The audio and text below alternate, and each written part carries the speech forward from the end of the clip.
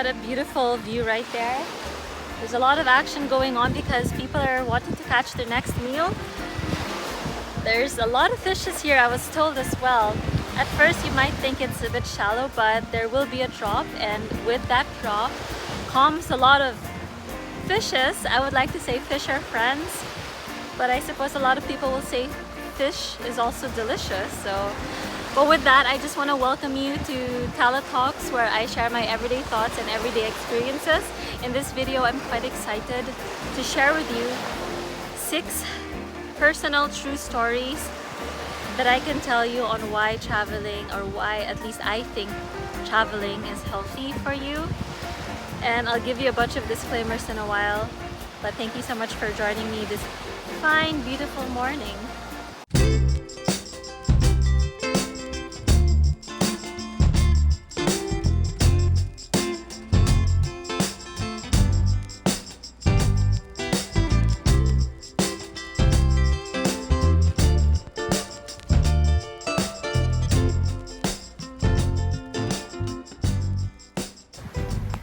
Got a very beautiful dramatic chair there. It looks very poetic, alongside with some dung, because there are a lot of calabaos that chill out under this beautiful shade, and the sea is just gonna be right there. First disclaimer, I do want to say that obviously traveling requires a lot of money. I'm gonna go straight to the point, and that's why most of my videos, there is a bird that is very eager. Oh, so close. Literally the other time the bird just went between the camera and myself. That could happen, we don't know. There he goes, very close, getting very I don't know if that's aggression or he's just extra friendly. That's why a lot of my travel videos are based on how you can budget, the best way you can stretch your money. Because a little history about myself, I used to be in the corporate life, and long story short, I was able to save up.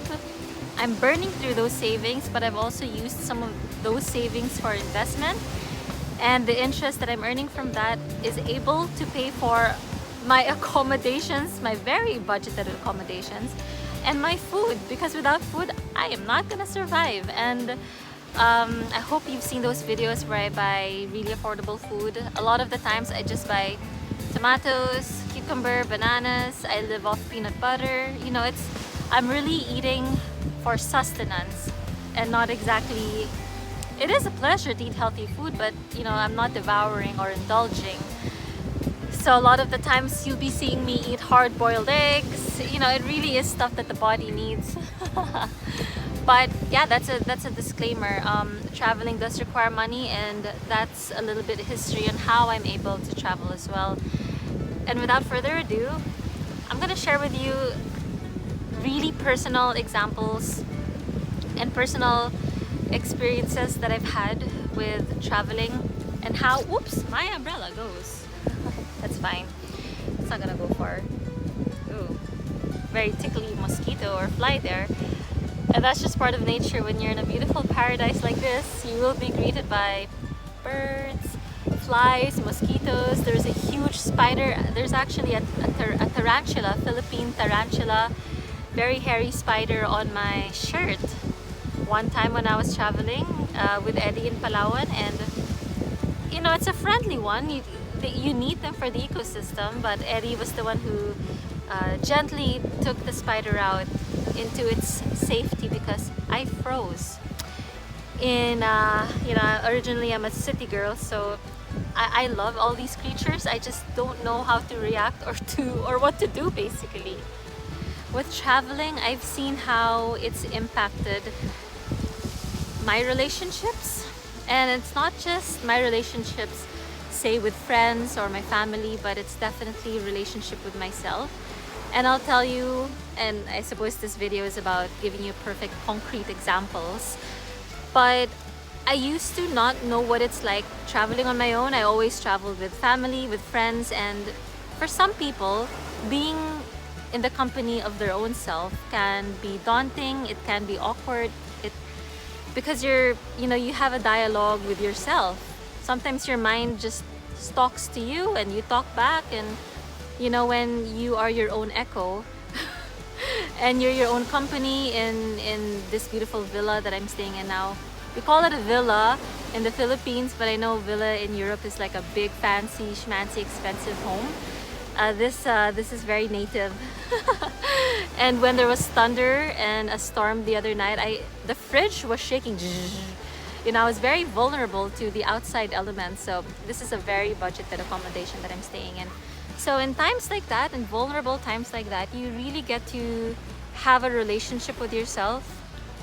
Like, just enjoy being with yourself, having a cup of joe in the morning, making coffee, enjoying the fresh air right now, being in silence or maybe swimming in your thoughts. You tend to appreciate the small little things, like seeing the fisherman or the bird that's trying to attack me to get away from its home or its tree. So my relationship with myself has definitely improved a lot. I would say a lot has to do with meditation as well. I do yoga every day, so I have physical activity. I think that's super vital if you're traveling with yourself, is to make sure you've got a healthy routine, because the moment you give in, you eat, you don't exercise, and you don't sleep right, all of those can really change your mood and even your hormones. So I've learned, and I'm in my 30s, and it took me this long to really understand what it's like to be very healthy on my own and not have to require the company of another human being or even a pet or a dog. You know, taking care of yourself and really loving the company of yourself is something that has improved. And with regards to family, I noticed that, like, especially with Filipino moms, they can be very hands-on, and sometimes you need that space, right? And so having that gap in space between me and my family, I noticed that the sweet spot, if I go home back to the city where my family lives, I noticed the sweet spot is about 1 month, and then after that, the only reason why I do want to leave is because where my family lives, it's a lot of city. You know, there aren't any seas like this. OMG, like, it's paradise, baby. You know, we don't have this. There's not a lot of fresh air. It just feels like I'm trapped, you know, and this has nothing to do with my family at all. It's unfortunate that that's the setting and this is how I feel towards it. There's certain things you can't explain, you just have a calling for it. So, you know, being in the corporate life for more than 10 years, I gave that all up willingly, with no regrets. Because would I change this lifestyle to earn more money? I would say no, because for me, the most important currency, given that you have a good financial backup, is time. You know, the time I spent hustling and earning money, but I'm also missing out on fresh air, on the sea breeze. I wish all of you can smell the sea breeze right now. It's very salty. It really feels like your lungs are expanding in all the right places. It's just such a vibe.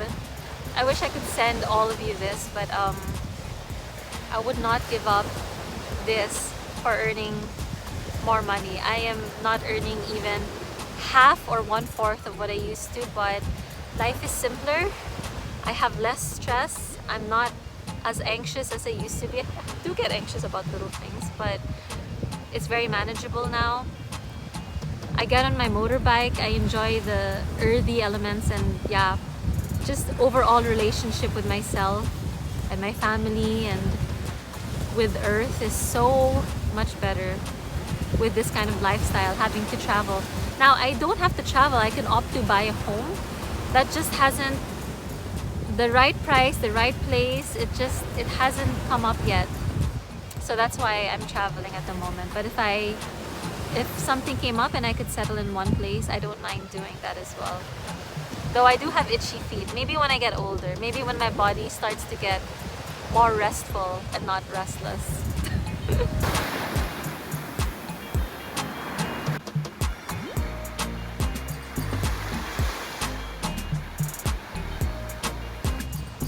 I really do hope that the audio is cooperating at the moment, because it is quite windy, and thank the Lord, because a while ago I was being tickled by a lot of flies, and right now at least I can just focus on this video and sharing with you some concrete examples.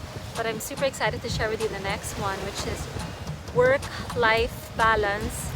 And I feel like maybe a lot of you can relate, especially if you have a 9 to 5 kind of job, or maybe, ooh, that was very close. I think that's a swallow. I'm not sure what kind of bird that is, but especially when a lot of you are in the daily grind and you are employed, or if you own your own business, and you know there are monthly fixed things to pay for your overhead, and you need to rake in the money whether you like it or not, because the meter is running. And so whether you earn money or not, you still have to pay for a lot of things like rent, staff, or you know, your daily household expenses. But like I've mentioned, I was in the daily grind in my 20s, and I'm quite grateful that I was there and I got to experience what it was like being in that dog-eat-dog business world. I used to have a garments factory. We did the uniforms for a lot of big companies like Petron, Philippine Airlines, but that was years ago. And so, yeah, as I've mentioned, I was able to invest that and use those savings to pay for my daily necessities. I am barely making, I mean, I am making ends meet, but it's not like I can check in the Hilton or the Peninsula just anytime I want. Everything is very calculated down to the last drop. Now, with regards to work-life balance, back in the day, I was very extreme. Like, I would work for so long to the point where I would be sitting down looking at my laptop that I actually broke my back because of work. I would sit down for hours and forget to exercise, forget to stretch. Back then I wasn't doing yoga. And so that's how I got a degenerative disease, or they call it a slip disc or a herniated disc. My spine isn't great, I gotta tell you. Even the neck, what's it called again? I think that I've just focused so much in healing. And healing is exercise, proper diet, that cervical, I think this is the cervical spine. Yeah, there's just a lot of things that need fixing, and I just watched a video recently about a neurosurgeon who gave up his career because, oh, mosquito there, a fly, oh, another one. The wind isn't working at the moment, we need stronger winds. He gave up his 20 plus year career because the medical system is kind of nuts, right? Like, according to that video, he said that the job of the hospital, or how they were trained to be doctors, is to ease the pain or to relieve a person's pain. But you need to go straight to the source, which is how did that pain happen in the first place? And what these medical institutes don't address is, you know, you need to have proper sleep, you need to meditate, don't be stressed, have a good diet. And a good diet contains lots of veggies, fruits, less salt, less sodium in your diet, less sugar as well. I think I've mentioned sleep, but you know, and exercise, being outdoor with nature, all of those will contribute to not getting injured in the first place. But the medical system doesn't address that. They prescribe you pills, surgery, operations, things like that. And so that's why he quit his job, because it was going against his values, his ethical values. And maybe if the medical institutes focused on those healthy lifestyles more, as a form of prevention, right? Then that would be solving the problem, and not trying, because what would happen if everyone was actually healthy? What would happen if everyone ate well, everyone exercised, got enough sleep, or more than enough sleep? You know, there would probably be very little people who would need medical attention. Of course, aging is inevitable, so, and not everyone does exercise, not everyone likes to eat healthy. It's very tempting to eat a double quarter cheese pounder or like, oh, I can name you so many things. But so of course you still need the medical institute, but if they were addressing like having a healthy lifestyle first, you know, I suppose they would make less money. And that's why the neurosurgeon quit. He did a lot of spinal surgeries because the spine is very much related to the brain. But yeah, with regards to my work-life experience, I used to be very extreme. I would work for hours and hours, and that's how I broke my spine. And I've had a lot of enduring physical therapies. Some of them were painful, some of them were very enjoyable because the pain was sort of gone.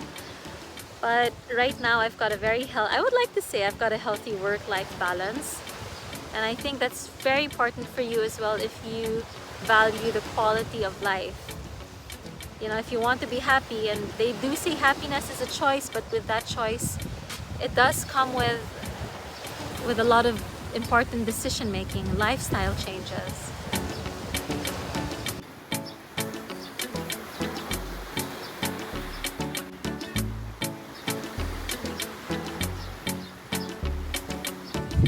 The next one is a very simple one.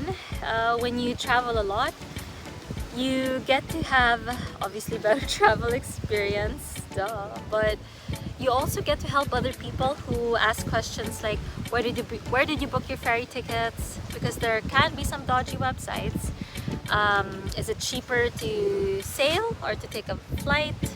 You just get better at giving travel tips, and you get better at how to travel wisely in terms of budget. Yeah, it's just a nice exchange of travel inspiration, hacks, tips, and how far can your money go with regards to traveling. So I've been traveling for the past, I would say, close to 6 years now, and I can't say I've got it all figured out, but I definitely spend a lot less now. I'm able to save a lot more, and because of that, I sometimes have an occasional pizza on the weekends, and I've got more money for gas now. I super love this next one because it's about dealing with changes and adaptability. And if you know me, like I've mentioned, I was from the city. I'm a city girl, and I'm very used to a lot of conveniences. And when you travel for a long period of time, you have no choice. You almost feel like you're being thrown into accepting the environment, the different environments that you're put in, or where you put yourself in. So, for example, if I do hear the roosters cooing in the morning, I have to train the mind to consider it as white noise. Or, for example, the roads getting here at the moment, my place is very beautiful. It's got everything that I need. But the roads getting here are, I would say, it's really meant for a motocross or an off-road bike. And the bike that I have right now is a scooter, so it tends to skid a lot. And so, you know, you just have to learn how to deal with these things and not get fussy and not be bratty about it. And that really trains you to be just less fussy, and you're happier, because if you require less, then you seem to just go with it, go with the flow, grow with the flow, go as you grow. That's confusing, right? And if you are happier and you require less and live a simpler life, it just makes, I don't know, personally for me, it clears my mind of requirements, and it clears the mental clutter, and I'm in a much happier place right now. So definitely being immune to, I wouldn't say immune, but just being accustomed to changes and being quick at adapting. They say the person who adapts the fastest will survive, right? It's like survival of the fittest, but the moment you can adapt, then you've settled in, right? So, but the longer it takes for you to adjust, you know, you might find yourself struggling. So traveling a lot has definitely made me happier overall in terms of challenges and adaptability.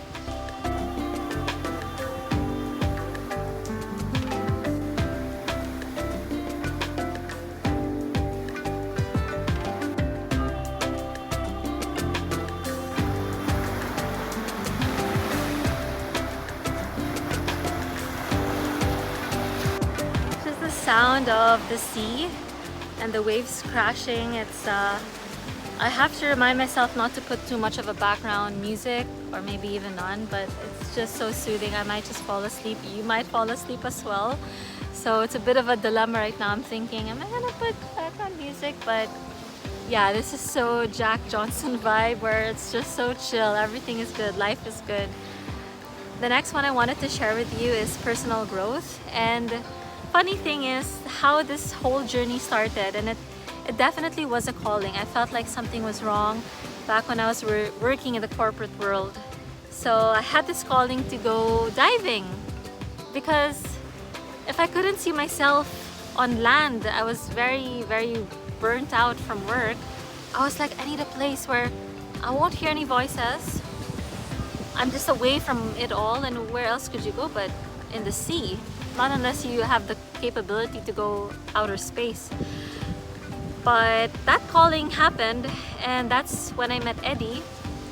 And I met so many people, and it's just changed my life forever. You know, traveling for weeks at a time became months, and then eventually I'm like, hey, you know, I'm gonna do this full time. And I just, yeah, on a whim. I mean, it wasn't that quick. Obviously, it took months because I had to fix papers. I had to sort out the people I was working with at that time. There's a lot of preparation for the big move.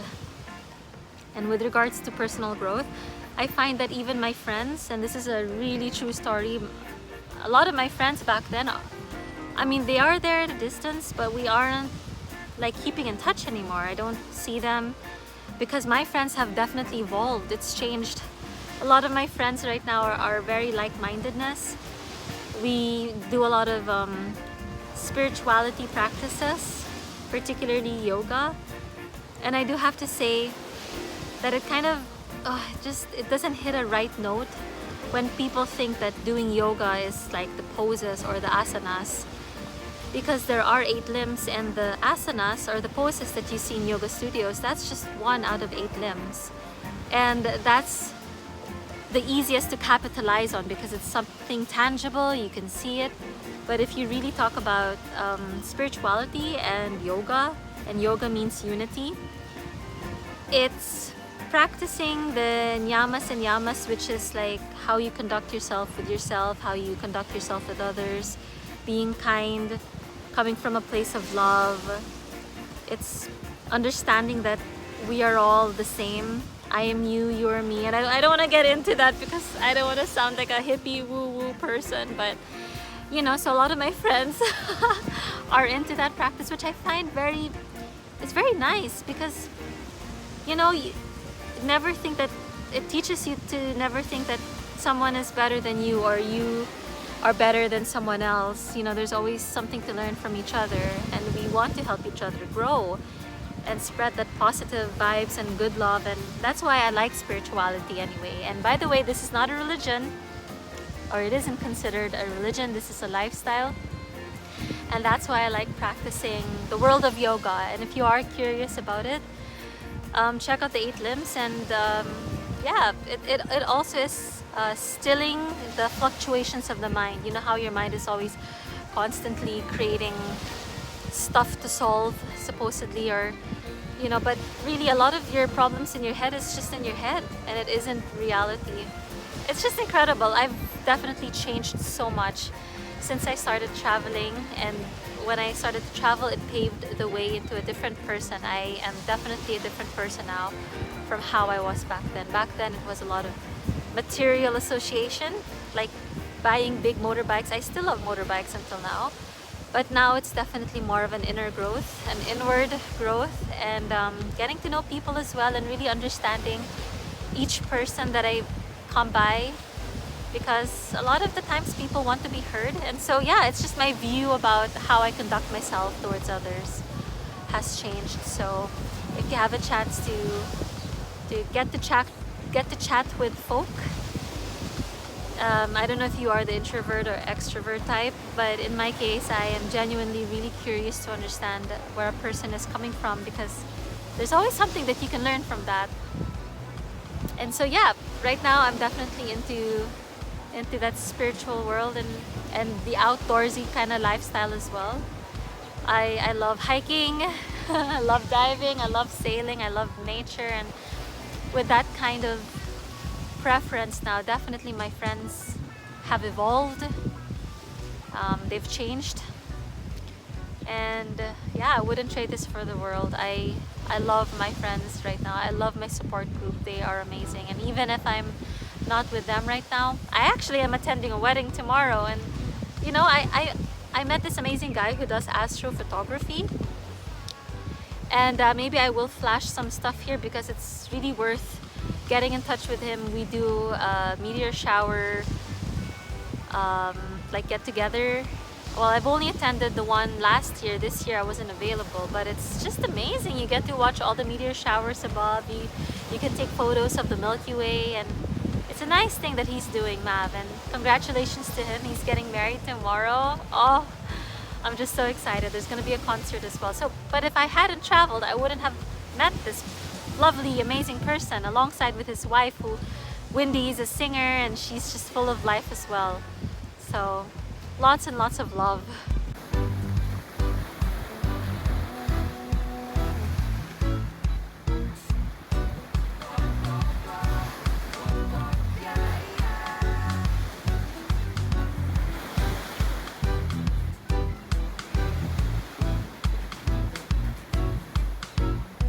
Kind of cool. There's a dive boat there, and I can see a lot of scuba divers, and I'm very excited for them. That's how I fell in love with this place, is from diving. And where we are now has some of the rarest marine wildlife species. There's a bunch of blue-ringed octopus. You're lucky if you see one. There's amazing cuttlefish. What are the other? Yeah, there's just yeah, check out this place, Negros Oriental. You will love it. And for the final one is definitely cultural diversity, because I travel a lot. I get to meet people from all nationalities, from all countries. Emily is one of the people that I cherish the most. She opened a place called Dive Camp, and oh, it's so beautiful there. It's, if you want another affordable accommodation, or if you want to go diving with her, check out Dive Camp. It just opened this 2024. There's a lot of coconut trees around, and also how the accommodations are set up. It's nice and cozy. I hope I can flash some video clips here so you can see. Making room for that. So when you enter, you are greeted by native material instantly. There's a lot of bamboo, there's a lot of coconut trees there. It's a nice hangout lounge area, because after you dive, or if you just want to chill out, they've got a lot of bean bags. They've got a bar, some stool chairs if you want to order delicious food. I kid you not. Their Parmesan cheese, which is not made from dairy, they call it Parmesan, and the smoked tofu. Wow! And when I say wow, my mouth is, oh my god, I gotta have some of that. It's delicious. So it's a vegan restaurant called Omas, and Chef Dana is incredible. She can mimic the exact taste and texture of chicken. We had this late night market chicken wrap. It's Mexican inspired with homemade, I don't know if it's a tortilla wrap, but it is an explosion in the mouth. And yeah, the food there is delicious. But back to the video, I'm getting carried away. Yeah, I've learned so much about, for example, Emily. She was a dive instructor here initially. She fell in love with the place and she decided to live here. Now she's got dive camp. And same with Dana. She, I think they met more or less at the same time, but she also fell in love with this place, and now they have a business together. And you just get to learn so much from different people. You get to appreciate their cultures as well. But one thing I will point out, and this is from my personal experience again, because this is what this video is about. So with having interacted with the locals, and when I say the locals, I did stay in a bunch of homestays. They call it homestay because you're staying in someone's home. I noticed, because it is affordable, I noticed that if you're staying in a homestay that has just the basic necessities to offer, you know, shower, a bed, a roof over your head, a lot of the times they will invite you to eat with them. They treat you like family because you are staying in their home, but you really can feel the sincerity and the generosity. And Filipinos in general are very friendly, very hospitable people. But I noticed that in less fancy places, they are so generous with even things like inviting you to have coffee with them. They'll make you drink if you want to drink, you know, at night with them. They're just so generous. Yeah, I was given bananas for free. I was given coconuts. I mean, they really go out of their way to make sure that you're happy, like acts of service in terms of food. That's what I noticed. Now, if you stay in a very expensive place, which I rarely do now, but back in the day when I was working in the corporate world, I got to experience that. Yeah, everything is being charged for. You won't get free coconut water. You won't get free bananas. You know, so the less somebody has, the more they're willing to give. Maybe that's why they have less, because they're giving so much. But yeah, that's one thing I really noticed as well. Very, very generous people out there, and bless all of you. But with that said, I'm gonna end this video. I don't know if I've talked too much, but and I also don't know how long this video will be, but I'm sending you so much love, so much positive vibes, and I appreciate each and every one of you. Ciao for now, and I'll see you in the next video. Have a lovely day, everybody. Ah.